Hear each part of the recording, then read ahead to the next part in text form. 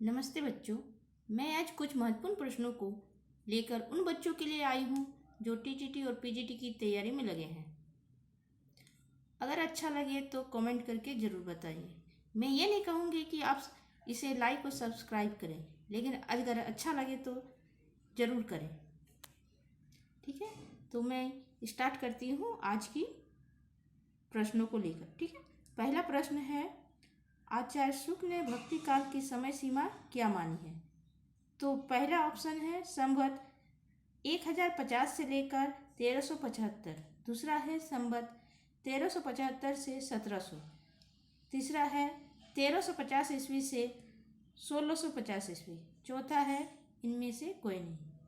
तो इसका उत्तर हो जाएगा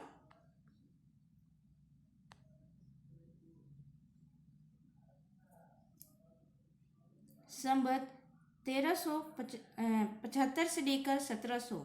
ठीक है।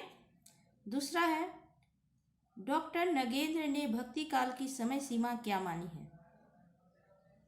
पहला है 1350 ईस्वी से 1650 ईस्वी।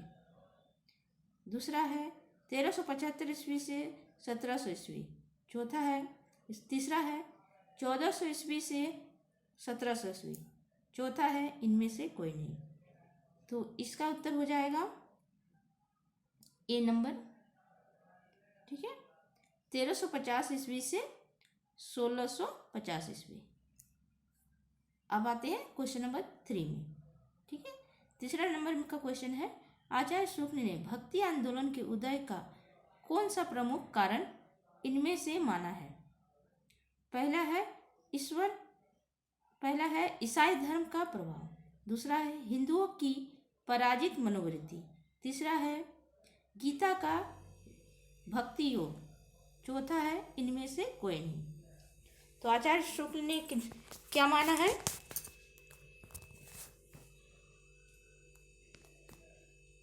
उत्तर हो जाएगा बी नंबर, हिंदुओं की पराजित मनोवृत्ति। ठीक है, अब आते हैं चौथा नंबर क्वेश्चन पे। चौथा में है, भक्ति आंदोलन का मूल स्रोत भारत के किस भाग में माना जाता है? तो इसका ऑप्शन है, पहला उत्तर भारत, दूसरा है दक्षिण भारत, तीसरा है महाराष्ट्र, चौथा है पश्चिमोत्तर भारत। इसका उत्तर क्या होगा? इसका उत्तर हो जाएगा बी नंबर, दक्षिण भारत। ठीक है, अब आते हैं क्वेश्चन नंबर 5 की ओर। ठीक है, क्वेश्चन नंबर 5 में क्या है, इनमें से कौन सा कथन असत्य है? भक्ति आंदोलन हिंदुओं की पराजित मनोवृत्ति का उपज है। दूसरा है भक्ति आंदोलन तत्कालीन धार्मिक परिस्थितियों की उपज है। तीसरा है दक्षिण से आती हुई भक्ति की धारा को पनपने के लिए उपयुक्त परिस्थितियां उत्तर भारत में थी। और चौथा है भक्ति भावना ईसाइयों से हिंदुओं को प्राप्त हुई। तो इसका कौन सा उत्तर हो जाएगा? पहला, इसमें पूछा है असत्य कौन है, तो पहला क्या है, भक्ति आंदोलन हिंदुओं की पराजित मनोवृत्ति की उपज थी, ये सही है। दूसरा है भक्ति आंदोलन तत्कालीन धार्मिक परिस्थितियों की उपज है, ये भी सही है। तीसरा है दक्षिण से आती हुई भक्ति की धाराओं को पनपने के लिए उपयुक्त परिस्थितियां उत्तर भारत में थी, ये भी सही है। और चौथा क्या, भक्ति भावना ईसाइयों से हिंदुओं को प्राप्त हुई है, ये डी नंबर गलत होगा। ठीक है, तो इसका उत्तर क्या हो जाएगा? D number.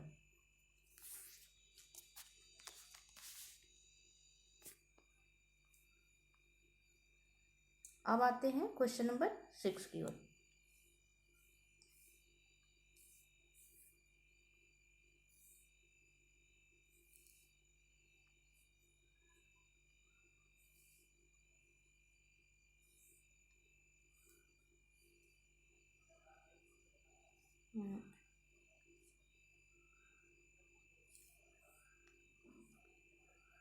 सिक्स में क्वेश्चन क्या है आपका? 6 में है, अद्वैत सिद्धांत का प्रचार किसने किया? पहला है शंकराचार्य, दूसरा है महावीर स्वामी, तीसरा है वल्लभाचार्य, चौथा है महात्मा गांधी। तो अद्वैत से वेदांत का प्रचार किसने किया था? इसका उत्तर क्या हो जाएगा? शंकराचार्य। ठीक है। कबीर काव्य में उपलब्ध कुंडलिनी योग के शब्द किसके प्रभाव से गृहीत है? पहला हो जाएगा, पहला ऑप्शन क्या है? सिद्ध संप्रदाय, दूसरा है नाथ पंथ, तीसरा है बौद्ध धर्म, चौथा है वेदांत योग। तो इसका उत्तर क्या हो जाएगा आपका? नाथ पंथ। ठीक है। अब आते हैं क्वेश्चन नंबर 8 की ओर। इसमें क्या है? इनमें से कौन संत कवि नहीं है? ठीक है। इसमें पूछा है नहीं है। इसको आप लोग जरूर ध्यान दीजिएगा कि कभी कभी बच्चों को फंसाने के लिए दे देता है कि कौन नहीं है।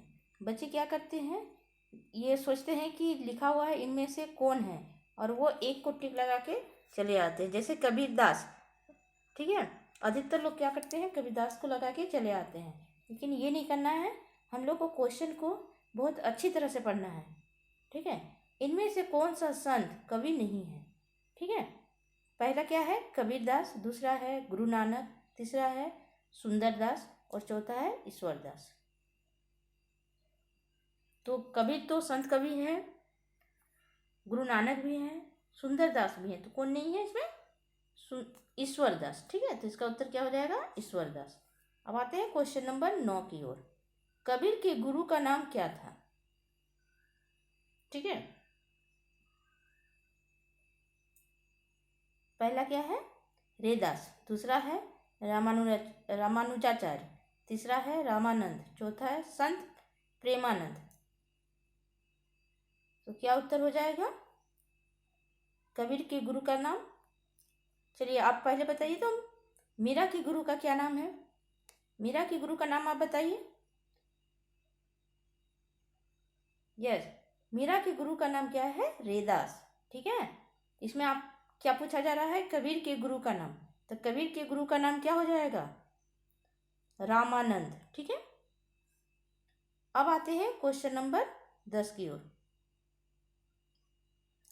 संत कवियों ने वैदिक परंपरा की आलोचना किसके प्रभाव से की? पहला क्या है? बौद्ध धर्म, दूसरा है जैन धर्म, तीसरा है नाथ पंथ, चौथा है शक्त संप्रदाय। इसका उत्तर क्या हो जाएगा? बौद्ध धर्म। ठीक है।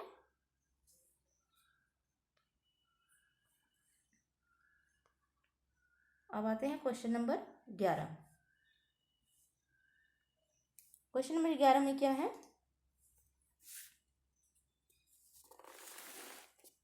क्वेश्चन नंबर 11 में है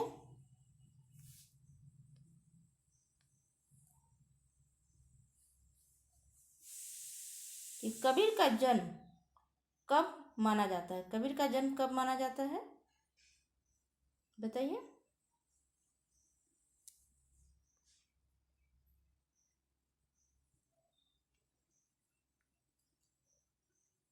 कबीर का जन्म कब हुआ था? 1398। ठीक है। कबीर का जन्म कब हुआ था? 1398 ईस्वी। आप लोग गलत नहीं कीजिएगा, ईस्वी और संवत में वो जरूर ध्यान दीजिएगा। ठीक है। 1398 ईस्वी में हुई थी। ठीक है। तो उत्तर क्या हो जाएगा? D number. अब विशिष्टाद्वैतवाद के प्रतिपादक आचार्य कौन थे? क्या है? क्वेश्चन नंबर 12, विशिष्टाद्वैतवाद के प्रतिपादक आचार्य कौन थे? तो कौन थे? पहला ऑप्शन है शंकराचार्य, दूसरा है रामानंद, तीसरा है रामानुजाचार्य और चौथा है वल्लभाचार्य। क्या हो जाएगा? विशिष्ट कौन होते हैं? हमारे विशिष्ट कौन है? राम है ना। तो हम लोग इसका उत्तर क्या हो जाएगा? रामानुजाचार्य। ठीक है। इसका उत्तर हो जाएगा सी नंबर। अब आते हैं क्वेश्चन नंबर 13। श्री संप्रदाय के प्रवर्तक आचार्य का नाम बताइए। तो श्री संप्रदाय के आचार्य का नाम क्या है?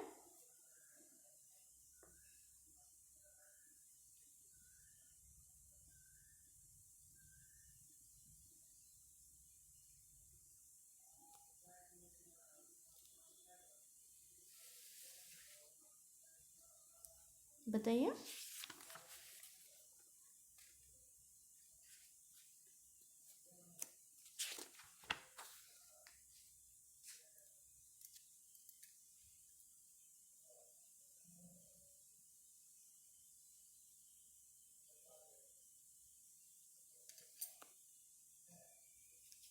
अच्छा, क्वेश्चन नंबर हम लोग 12 को फिर से देख लेते हैं, ठीक है।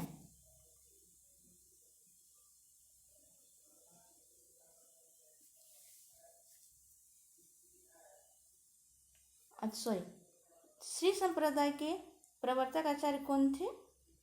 पहला है स्वामी हरिदास, दूसरा है रामानुजाचार्य, तीसरा है माधवाचार्य और चौथा है वल्लभाचार्य। तो इसका उत्तर क्या हो जाएगा? बी नंबर, रामानुजाचार्य, ठीक है। क्वेश्चन नंबर 14, पुष्टि मार्ग के प्रवर्तक आचार्य कौन है?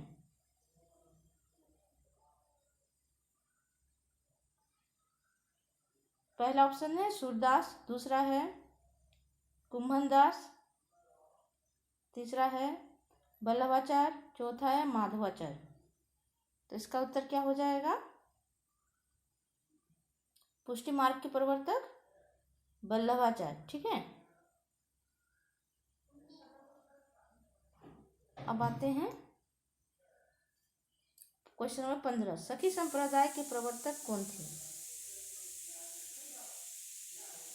क्वेश्चन नंबर 15, क्या उत्तर हो जाएगा? माधवाचार्य, स्वामी हरिदास, विष्णु स्वामी, निम्बाकाचार्य। तो सखी संप्रदाय के कौन थे प्रवर्तक? स्वामी हरिदास, ठीक है, बी नंबर। अब आते हैं शुद्धाद्वैतवाद के प्रवर्तक कौन थे? पहला है माधवाचार्य, दूसरा है निम्बाकाचार्य, तीसरा है वल्लभाचार्य, चौथा है रामानंद। तो क्या हो जाएगा उत्तर? शुद्धाद्वैतवाद के वल्लभाचार्य, ठीक है। अब आते हैं क्वेश्चन नंबर 17 की ओर। 17 में क्या है?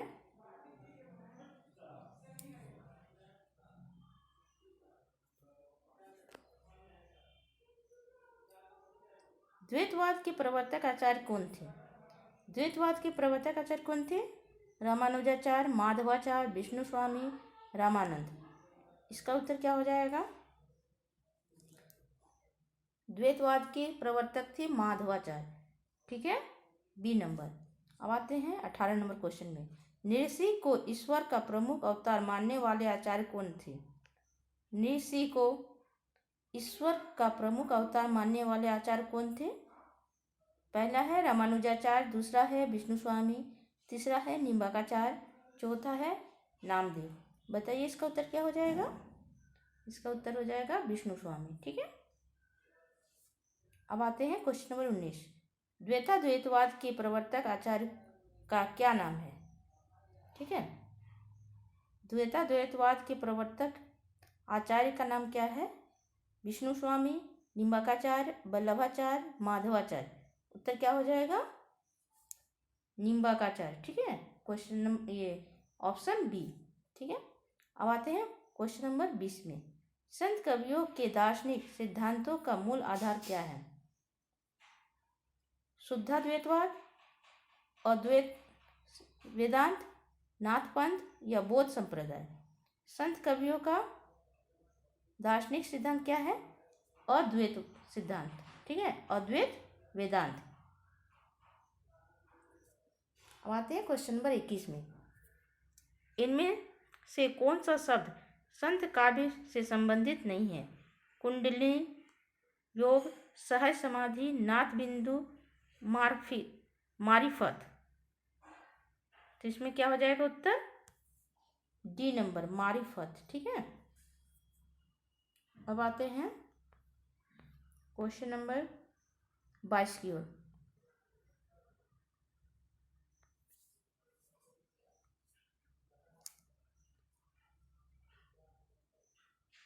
इनमें से कौन सी प्रवृत्ति संत काव्य की नहीं है? संत काव्य की प्रवृत्ति कौन सी नहीं है? गुरु की महानता, रहस्यवादी भावना, ब्राह्म आडंबरों का खंडन, वन व्यवस्था का समर्थन। तो इनमें से कौन सी प्रवृत्ति संत काव्य की नहीं है? उत्तर क्या हो जाएगा? वन व्यवस्था का समर्थन। ठीक है, अब आते हैं क्वेश्चन नंबर 23 में। वल्लभाचार्य के पुत्र का क्या नाम था? संत हरिदास, गोसाई मल्लुकदास, स्वामी विठलनाथ या संत नंददास?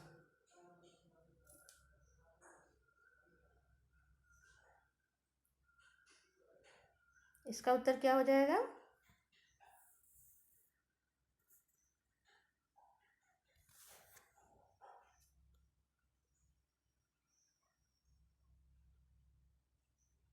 इसका उत्तर हो जाएगा गोस्वामी विठलनाथ। ठीक है, सी नंबर।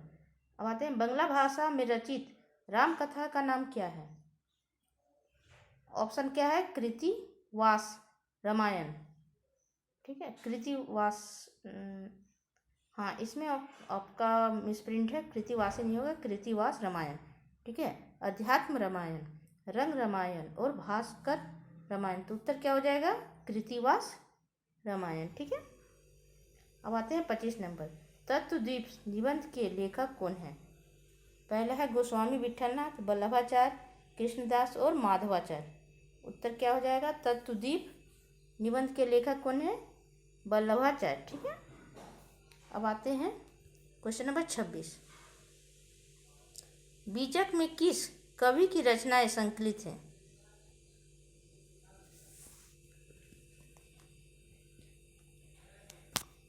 पहला ऑप्शन है सूरदास, दूसरा है मल्लुकदास, तीसरा है कबीरदास और चौथा है रामानंद। तो किसकी रचनाएं संकलित हैं बीजक में? बताइए। सूरदास की। ठीक है, कबीर की पत्नी का नाम क्या था? पहला है लोई, दूसरा है कमाली, तीसरा है रेवली और चौथा है पाई। तो उत्तर क्या हो जाएगा? लोई। ठीक है,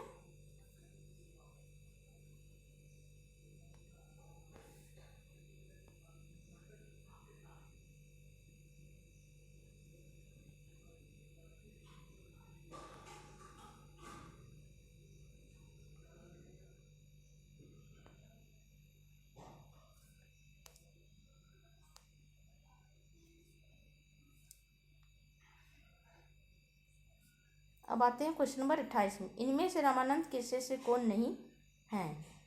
रामानंद के शिष्य कौन नहीं है? कबीरदास, पीपा, धन्ना, चतुर्भुज दास। तो उत्तर क्या हो जाएगा?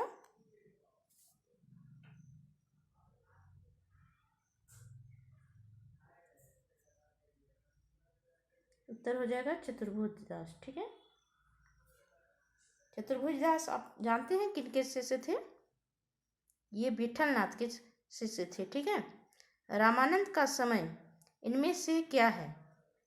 1368 से 1468 ईस्वी, 1550 से 1648 ईस्वी, 1250 से 1325 ईस्वी, 1650 से 1740 ईस्वी। उत्तर क्या हो जाएगा? 1368 से 1468 ईस्वी। ठीक है, ए नंबर। अब आते हैं क्वेश्चन नंबर 30। गुरु नानक का जन्म किस सन में हुआ था? तो गुरु नानक का जन्म कब हुआ था? 1520 में, 1450 में, 1469 में, 1505 ईस्वी में। गुरु नानक का जन्म कब हुआ था? 1469 ईस्वी। ठीक है, ठीक है, ठीक है बच्चों, आज इतना ही क्वेश्चन बनाते हैं।